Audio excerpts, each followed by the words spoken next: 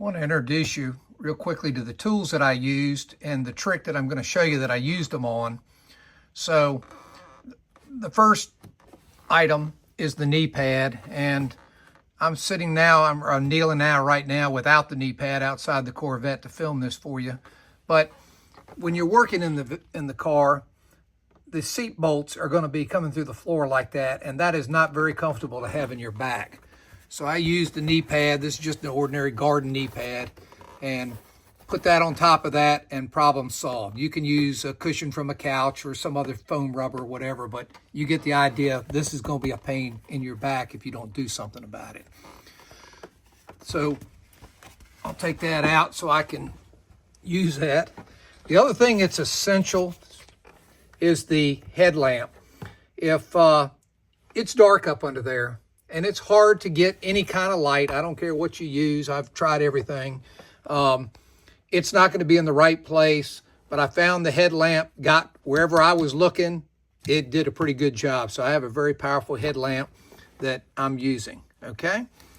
Now, for the trick that I really want to show you, two of them. I'll start. So it involves the use of painter's tape and the removal and the putting back on of a bolt, a screw, a nut, you name it. It can be used for any one of them. And the idea is this: when you get into awkward places are where you can't reach, or when you take the bolt out, it's going to drop down somewhere, and that's not what you want it to do. And then you're going to have to go find it. This will save you a lot of time if you just think about it ahead of time before you start it. So let me reset the camera and I'll show you how it works here.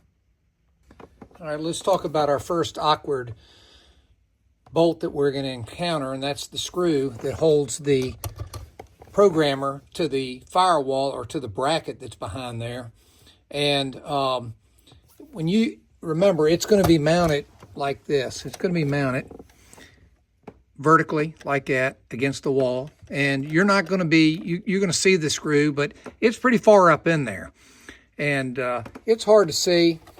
But once you lock into it, it's going to be several extensions to get to it, okay? And when you're doing that, that's another sensitive area back in there of where that bolt can drop down and get behind some carpet, and it'd be a real nightmare. So a little trick that I learned a long time ago is take some painter's tape, and that was a 7mm, and go around, and you don't have to go deep. You can go as far as you want. This happens to be pretty wide tape. You don't need this wide of tape, but you go around there like that and create a cone. And then when you go onto that bolt, and we're going to do it like that so hopefully you can see it, I'm going to go down on there and press it all the way on there and then start taking it off. And that tape, when I take that loose, has got the bolt. And the whole thing comes out with there, and it's just hanging on there by the little bitty sticky on there, but it didn't fall down. And you can see I've got the whole thing, okay? I can go to many angles, and I've got it, okay? It also works. It's a nice trick for things that have washers on them. So let's just use a bolt that has a washer, and let's say you have to put that bolt in to that nut. Well, it's going to be hard. That's always going to fall on you, right?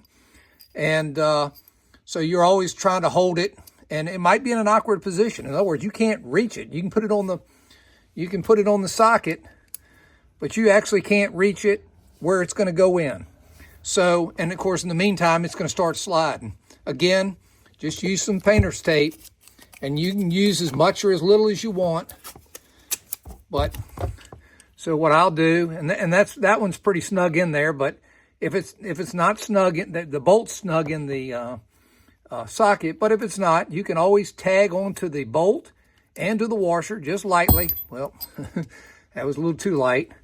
And now I've got the washer in there. So now I can turn the socket and I can get all the way up in there, and it's not going to fall out of the socket, and the washer's going to stay on. As soon as I get it started, once we get it started into the thread, wherever that is down in there, we can then pull back out, and our tape is going to come with us. We can get rid of the tape and finish tightening the bolt into the receptacle. Okay, so that's how you put them in.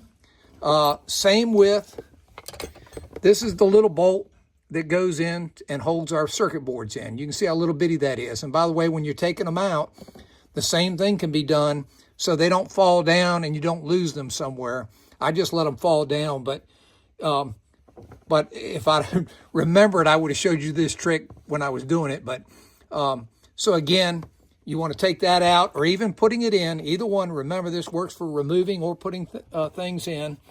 You can take and let me get the tape, and you're putting it in. And of course, there's a couple ways to do this, but this is the way I've been doing it.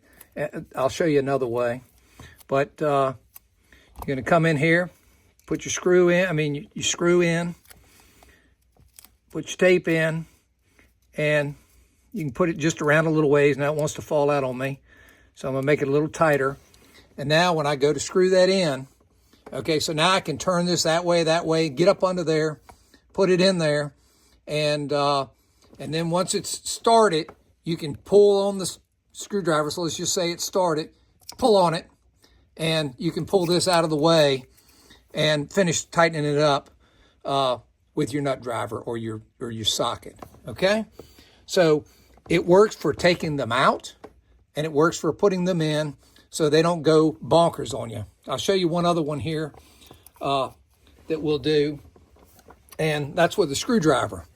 So again, it's awkward situations. You want to take that off, but you don't want to lose it in an awkward situation. Take your tape, just like you did your socket, create you a cone, and it doesn't have to be deep. Doesn't have to be deep, just create you a cone. And you're going to work that on there. Well, I might want to made it wider, but you get the idea. You work that up in there, and when you're pressing this tape, the extra tape that you have, when you're pressing that extra tape against the bolt, it's going to get a piece of it. And so it may be more difficult taking it off than putting it on, but putting it on is going to be fairly easy. It's the same way that we did the other ones.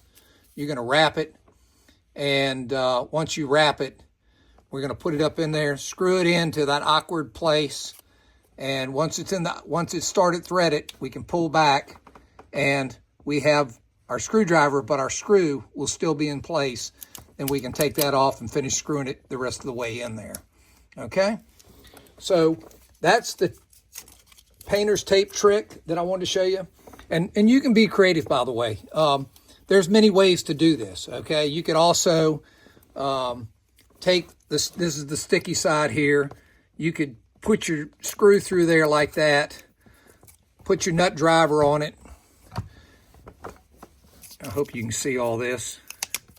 A little awkward for me. Put your screwdriver on there, nut driver on there.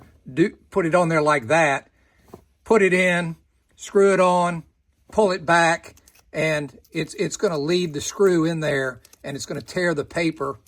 It's going to tear the paper around it like that, okay, or the tape.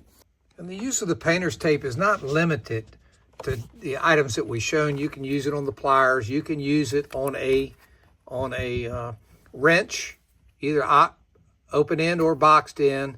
Again, you want to be creative about how you use it to get into places like this is where the crush bar goes on the inside. And you can see if we unscrew those without some sort of good connection, whether it be magnetic, whether it be with tape or some other, our fingers, whatever, those are going to drop down behind the carpet, and that is going to be one nightmare to get out of there. So this is just one more option to help you maybe get a hold of a nut or bolt. And again, you can practice with it and see how it works.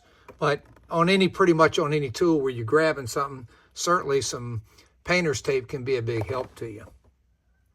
Next thing I want to tell you, so you remember when we took this off that my locking tab broke off that locks our plug to the box.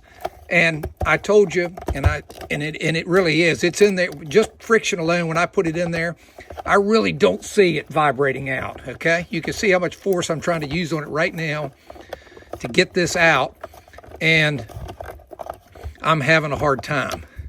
So, but I don't really want to go up in here again in a long time, so I don't want to take any chances. So one of the things you could do, remember this plate is the mounting plate that goes on the back of the wall, on the back of the firewall.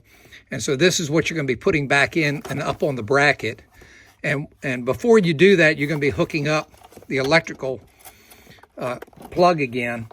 And one other trick that you can do, if you don't want to take a chance with it vibrating loose, you can separate your wires or just take a couple of pieces of tie wraps, some thin tie wraps. These are 2 thin ones that I've got.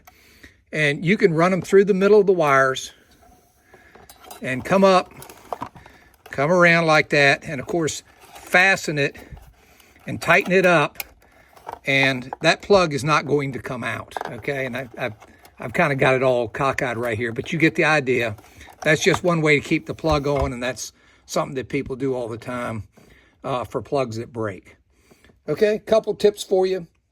Again, I wish you good luck.